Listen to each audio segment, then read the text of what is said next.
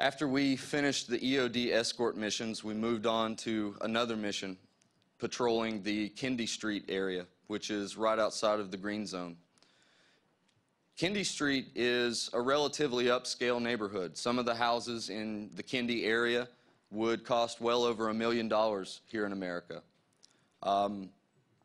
This area, from what we were told, had no violent activity at all up until the point we started patrolling this area. We were the first U.S. military to do so on any regular basis. So we went in, we started doing patrols through the streets. We started getting out, meeting and greeting the local population, trying to figure out what sort of issues they had, how we could resolve those issues. I remember we were out on a patrol one day, a dismounted patrol, and we were walking by a woman's house. She was outside in her garden doing some work. We had our interpreter with us, and our interpreter threw up his hand and said, "Salam alaikum," which is their greeting in Iraq. It means peace of God be with you. And he translated back to us what she said. She said, no peace of God be with you. She was angry and she was frustrated, and so we stopped, and our interpreter said, well, what's the matter? Why are you so angry? We're here protecting you. We're here to ensure your safety. And that woman began to tell us a story. Just a few months prior to this, her husband had been shot and killed by a United States convoy because he got too close to their convoy. He was not an insurgent. He was not a terrorist. He was merely a working man trying to make a living for his family. To make matters worse, a few weeks later, there was a Special Forces team who operated in the Kindy area. And as you know, Special Forces do clandestine operations. And so even though this was my unit's area of operation, we didn't know what the Special Forces teams were actually doing there. They holed up in a building there in the Kindy Street area and made a compound out of it. A few weeks after this man died, the Special Forces team got some intelligence that this woman was supporting the insurgency. And so they conducted a raid on her home, zip-tied her and her 2 children, threw them on the floor, and I guess her son was old enough to be perceived as a possible threat, so they detained him and took him away. For the next 2 weeks, this woman had no idea whether her son was alive, dead, or worse. At the end of that 2 weeks, the Special Forces team rolled up, dropped her son off, and without so much as an apology, drove off. It turns out they had acted on bad intelligence. Ladies and gentlemen, things like that happen every day in Iraq. We are harassing these people. We are disrupting their lives. I want to tell you a very personal story. And I want you all to bear with me because this is always difficult for me to tell. One day we were on another dismounted patrol through the Kindy Street area. We were walking past an area we called the Garden Center because it was literally a fenced-off garden. As is policy, we are to keep all cars and individuals away from our formation. And so a car was approaching us from the front.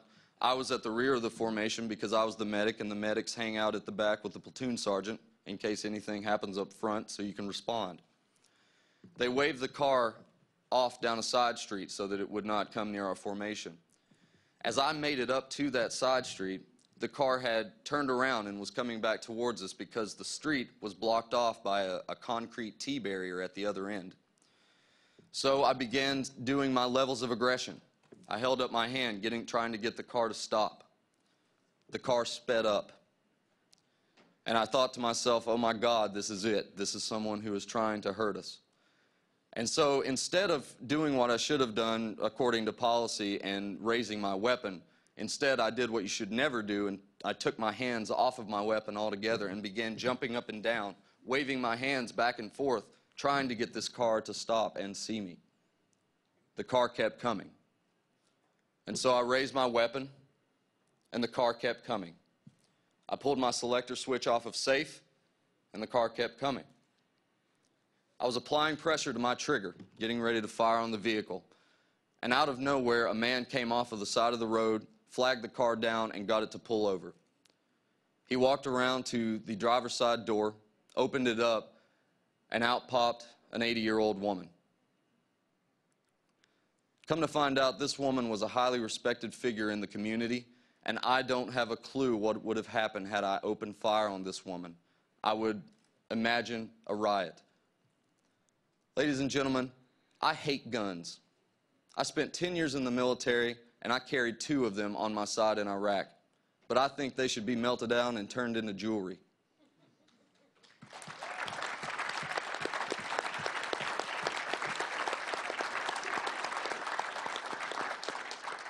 To this day, that is the worst thing that I've ever done in my life. I am a peaceful person, but yet in Iraq, I drew down on an 80-year-old geriatric woman who could not see me because I was in front of a desert-colored desert-colored building wearing desert-colored camouflage.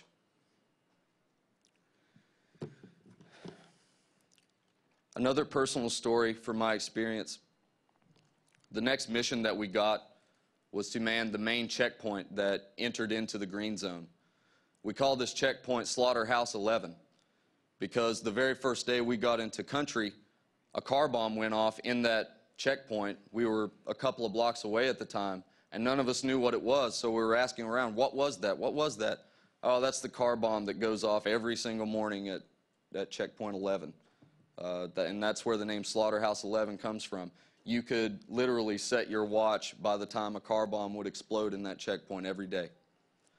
Towards the end of my tour, we got the mission to take that checkpoint over.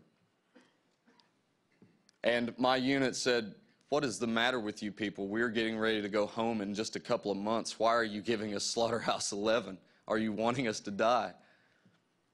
Day 1 that we took that checkpoint over and ran it ourselves, a car bomb drove into it and exploded. We found out that there was over 1,000 pounds of explosives in that car afterwards. Luckily, it did not hurt any of my guys. My guys were able to find cover, and it didn't hurt them. But it killed untold numbers of Iraqi civilians in queue to come into the checkpoint and injured so many more. I treated 5 people that day myself, and I would imagine 20 or 30 others got carted off into civilian ambulances before I could get to them. But I have an image that is burned into my mind to this very day. And I remember a man running towards me at the front of the checkpoint carrying a young 17 or 18-year-old Iraqi guy, very thin, very sort of pale. He came running to me with this guy and laid him at my feet. I looked down at him, and the guy was missing from here to here of his arm, and his forearm was only held on by a small flap of skin. The bones were protruding, and it was bleeding profusely. He had shrapnel wounds all over his torso, and when I log-rolled him onto his side to check his rear for wounds, I noticed that his entire left butt cheek was missing, and it was bleeding profusely, and it was pooling blood. And to this day, I have that image burned in my mind's eye. Almost every couple of days, I will get a flash of red color in my mind's eye, and it won't have any shape, no form, just a flash of red, and every time I associate it with that instant. So not only are we disrupting the lives of Iraqi civilians, but we're disrupting the lives of our veterans with this occupation. You know, conservative statistics say that the majority of Iraqis support attacks against coalition forces. The majority of Iraqis support us leaving immediately, and the majority of Iraqis see us as the main contributors to the violence in Iraq. This gives us a view at the prevailing sentiment in Iraq, and I like to explain it to everyone this way, especially in the South, because it rings with some semblance of truth to people down there. If a foreign occupying force came here to the United States, and regardless of what they told us, whether they told us they were here to free us, to liberate us, and to give us democracy, do you not think that every person that owns a shotgun would not come out of the hills and fight for their right to self-determination?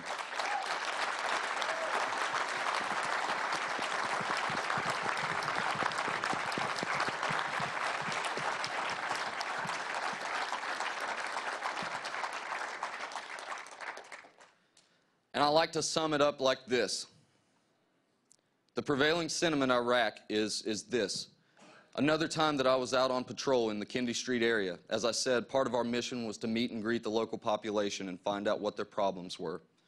And so I approached a man with my interpreter on the side of the road, and I asked him, I said, look, are your lives better because we're here? Are you safer? Do you feel more secure? Do you feel like we are liberating you? And that man looked at me straight in the eye, and he said, Mister, we Iraqis know that you have good intentions here. But the fact of the matter is, before America invaded, we didn't have to worry about car bombs in our neighborhoods. We didn't have to worry about the safety of our own children as they walk to school. And we didn't have to worry about U.S. soldiers shooting at us as we drive up and down our own streets. Ladies and gentlemen, the suffering in Iraq is tearing that country apart. And ending that suffering begins with a complete and immediate withdrawal of all of our troops. Thank you very much.